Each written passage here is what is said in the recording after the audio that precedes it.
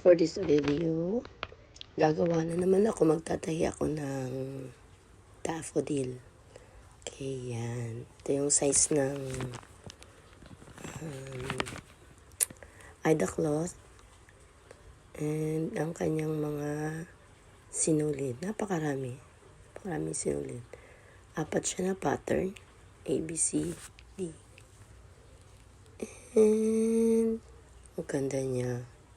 Color yellow. Okay. So, kakat ko yung pattern para mapagdugsong-dugsong ko siya pag nagtatahi. So, let's start. Ito na yung kanyang mga sinulid. I already prepared it. Ganda ng color combinations of color yellow. And daffodil. So, ang gamit kong Ida cloth dito is 1/2 yard. So, let's start. Nag-uumpisa na naman ako sa center. I always start my masterpiece at the center. Yun yung red na color circle. Yung circle na red, doon ako magsa-start. So, ang una kong symbols na tatahiin ay letter A. So, nagka-count talaga ako. Ito yung maganda sa pagtatahi. Kailangan mo siyang ika-count, tapos iisang color lang ang tatahiin mo muna para hindi ka nagkakamali. And ika-count mo siya, left, right, up, down, kung tama ba yung distance ng bawat sinulid mo, bawat kulay na tatahiin mo. So, dito pa lang sa pagmamarking na ito, malalaman mo na either may mali ka or wala. Or nagkakamali ka or hindi. Para iwas magtastas na rin ng sinulid pag alam mo nagkamali ka. Ang hirap kaya magtastas ng sinulid pag nagkakamali. So, make sure na pag nagbibilang kayo, pag nagmamark kayo ng color na tatahiin nyo, siguradong sigurado ang inyong pagmamark at ang distance walang mali. Okay. Ito ang kagandahan sa pagtatahi na naggagamit ko ng marking. Actually, yung mga mark na yan, yung mga pencils, it's a pens na ginagamit ko. Binili ko siya sa Japan Homes. Meron kasing nagtanong sa akin sa iba kong feed na kung saan ako nakakabili ng marking, pang marking ko. Erasable pen siya, erasable. Nasa Japan Homes. Marami doon. Iba-ibang color. So, kung halimbawa ang sinulid na gagamitin ko ay color yellow or color orange, so, depende. Yun din gagamitin kong pens. Maraming beses ko na siyang tinry na labhan siya and saglit lang natatanggal. Erasable talaga siya. So, hindi siya nagsistay doon sa Ida cloth. Kasi naman, kapag katapos mo na naman siyang tahiin, lalaban mo siya. Actually, sinusok lang. Magpapaano lang kayo ng Ariel powder, papabula, bababad nyo. Ibababad nyo siya ng mga saglit lang. 1-2 minutes, pinakamahaba na. And then, kusutin nyo lang ng unti. Natatanggal siya. Okay. So, eto na siya. Lagi akong gumagamit ng 4 strands. Kasi, siya, ang aking Ida cloth ay 10 counts. Ibig sabihin, sa isang 1 inch, meron siyang 10 na stitches. So, mostly, ang ina-advise nila pag 10 counts ang sinulid mo ay 3 or 2 or 3 strands. Ako gumagamit ako ng 4. Sa isang sinulid na yan, meron siyang 6 strands na sinulid. So, 4 lang ang ginagamit ko. Yan, dyan ulit ako nagsa-start ng pagtatahi. Sa likod, naglalak ako. Okay? Kanya-kanya namang Start ulit tayo ng pagtatahi. diskarte sa paglalak. Merong naglalak sa I'm front. going to give you something At ako trivia naglalak also sa about back. daffodil. You know that daffodil Let's is do the national this. flower of We're Wales. stitching na. It is one of the daffodil. most popular flowers. Daffodil flowers begin to pop up when winter ends. They're a symbol of spring. Yun. And symbolize new beginnings and rebirth. They're a positive, life-affirming symbol with a bright and joyful yellow color. Napapanood ko sa mga ibang or sometimes dun sa mga kababayan natin na naglalaro sa mga snow, no? Yung pagpatapos na yung winter. I have my tita, ninang, who is working in London. Minsan pag lumalabas sila, nagpi-play sila sa snow, lalo na pagpatapos ng winter, maraming mga bulaklak na nagpa-pop up sa mga fields of snow. Minsan merong mga tulips, daffodil. So one of them are daffodils. Ang ganda niya. Super. Pag nagpapapicture siya, tuwang-tuwa ako, ang ganda-ganda. Ang ganda-ganda talaga na ang dami-daming dun sa mga puting-puting snow, and then merong biglang makikita mo ang daming tumpok-tumpok na yellow, pink, white flowers, orange. So minsan halo-halo sila, may daffodil, may tulips. So daffodil are the symbols of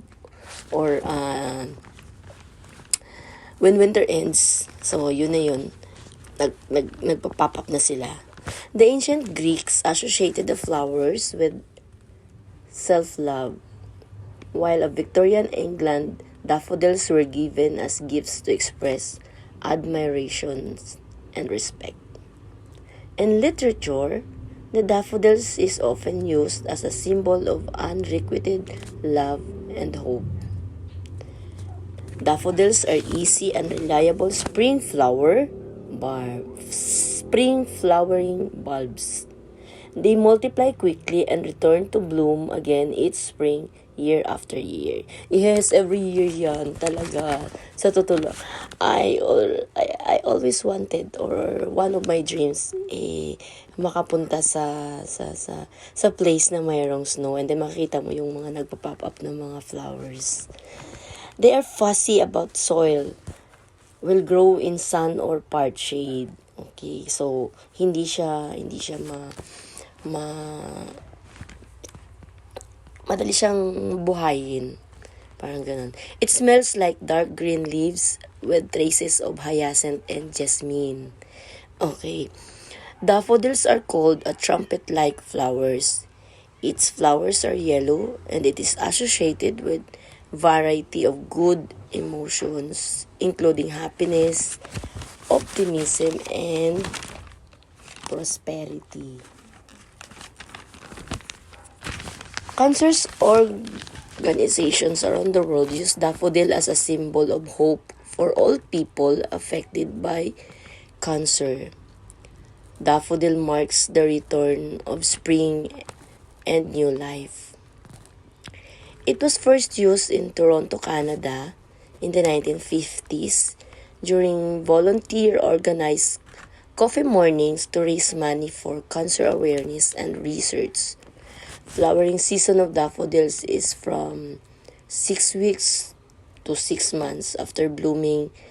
Let the daffodil plant rebulb its bulb for the next year again. Okay. Daffodils' leaves are long and flat, and the blossoms is petals and trumpet in the middle.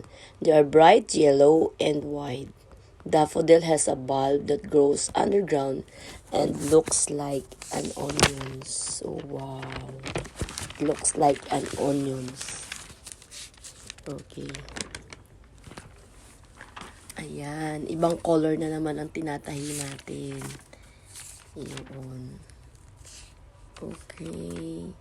So, madali lang. Okay. Ayan. It's a light color. One of my favorite color is yellow. Ang sabi nila, yellow is jealousy daw. No. Yellow is hope. Prosperity. And you know what? Daffodil is used by the Chinese in a Chinese New Year. And the Chinese New Year. Nag-search nga pala ako for the 15 interesting facts about daffodils. Okay. Here they are. Wow, ang ganda na niya. Unti-unti nang pumo-form yung bulaklak. Tapos yung trumpet like niya. Etong papunta sa right. Yung nasa center niya. Ang ganda. Okay.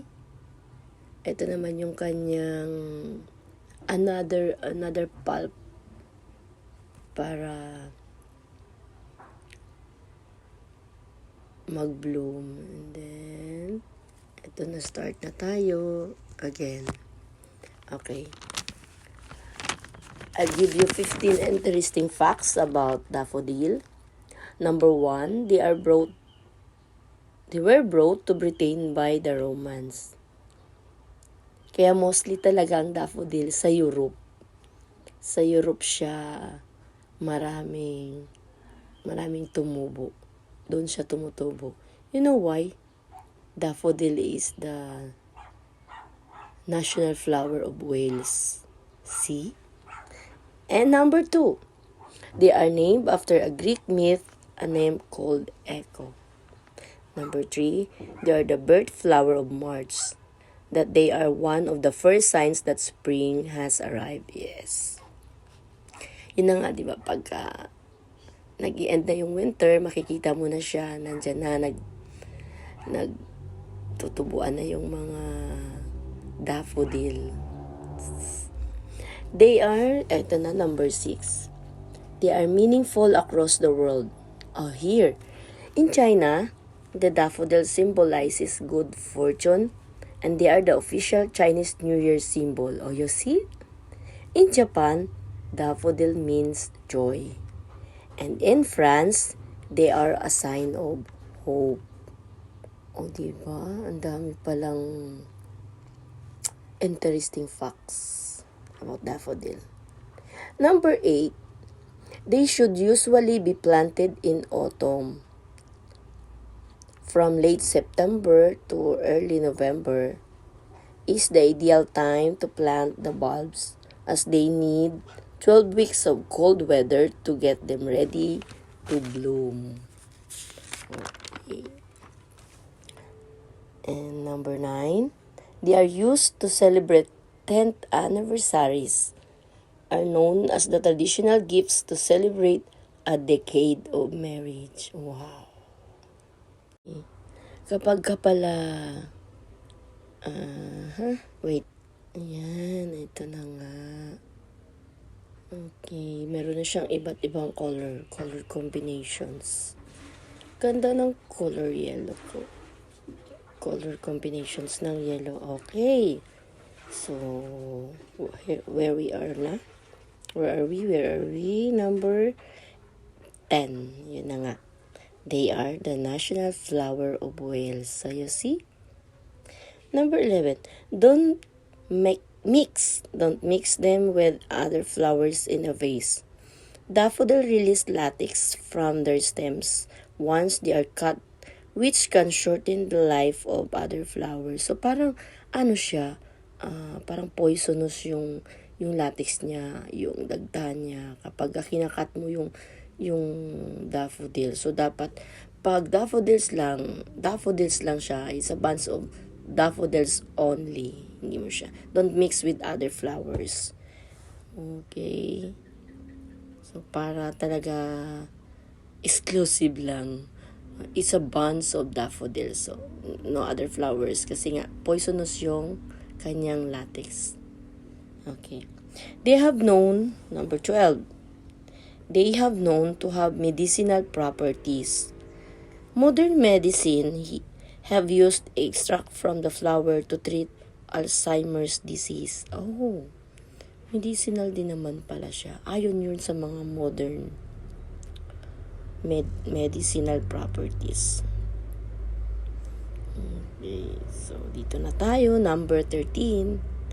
There are many different types of daffodils.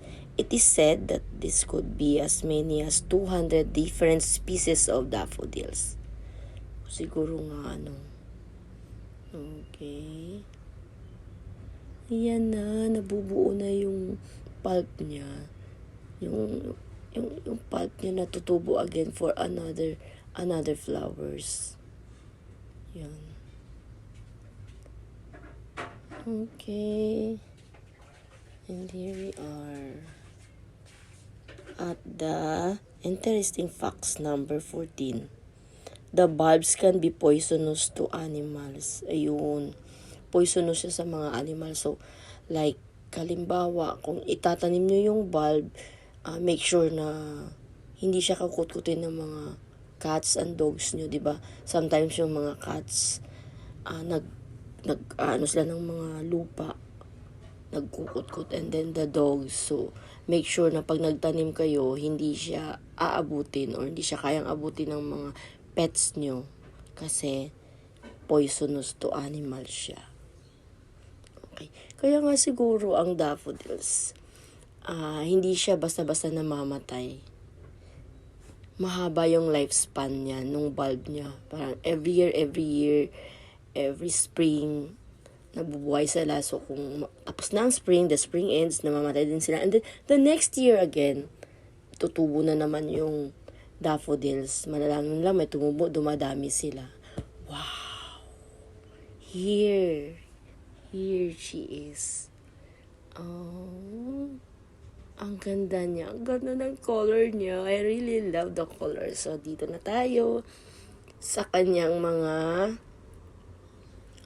stems. Ito na yung nagre-release ng latex. Yung stem niya. So, sometimes naman, lahat naman ng mga flowers, meron silang mga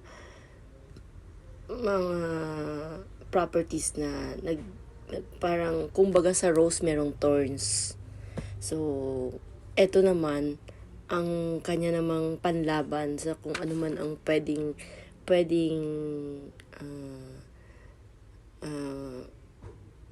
manira sa kanya or pumatay sa kanya or kung ano man, etong latex naman yung kanyang panlaban. Ang ganda. And here we are, the last interesting facts about daffodils. They are easy to grow. Daffodils relatively easy to grow and are suited to the British climate. Kaya pala, daffodils, they are the national flowers of Wales. Tapos, yung dun mo siya lagi makikita sa mga field of snow. Tapos may pag spring na may bigla na lang may lalabas doon ng mga flowers ng daffodils. Okay. Yung mga interesting facts ko nga pala, it came from the Boston Bulbs, June 20, 2019. Doon ko na-search yung mga interesting facts about daffodils. Kasi ang ganda niya. I really love the color yellow. See? For me, it takes 6 weeks din. Kung naglalast ng daffodil for 6 weeks. 6 weeks ko din siyang natapos sa pagtatahi. So, medyo matagal-tagal yung pag-upload ko ng another vid for my masterpiece. Kasi nga, etong masterpiece na to, it takes 6 weeks bago matapos. Sa isang araw ay stitch for 4 hours only. mahaba na yung 6 hours. So, syempre, I have my children, I have my family, I have to attend to them too. So, ang cross stitch is pastime ko lang or libangan ko siya. So, it's just take for 4 hours the most na nagtatahi ako every day. That's why it finishes for almost 6 weeks. Yan. Oh, daffodil. Okay. So, yung mga ginagawa ko na yan, mga dulo na lang yung for finishing touches. Ayan. So, hindi naman siya masyadong messy sa likod. I always keep my masterpiece na malinis. Malinis siya sa likod. Okay. Always remember to lock. Huwag niyong kakalimutan lagi mag-lock kasi there's the tendency na maglulus yung sinulid. So, at least ito nakalock siya. Always, every other color na tatahiin nyo, always lock the thread. Maganda ng color green for the stem. Okay.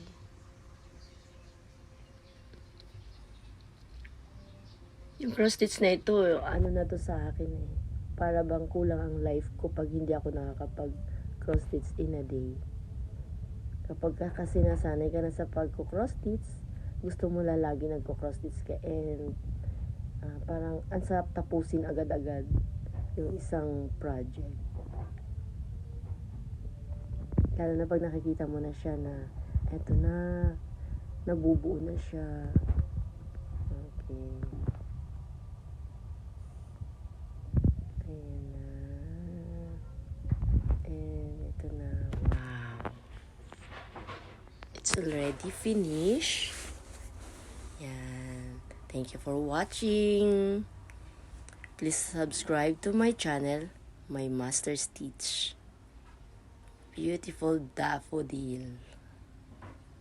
A trumpet-like flowers.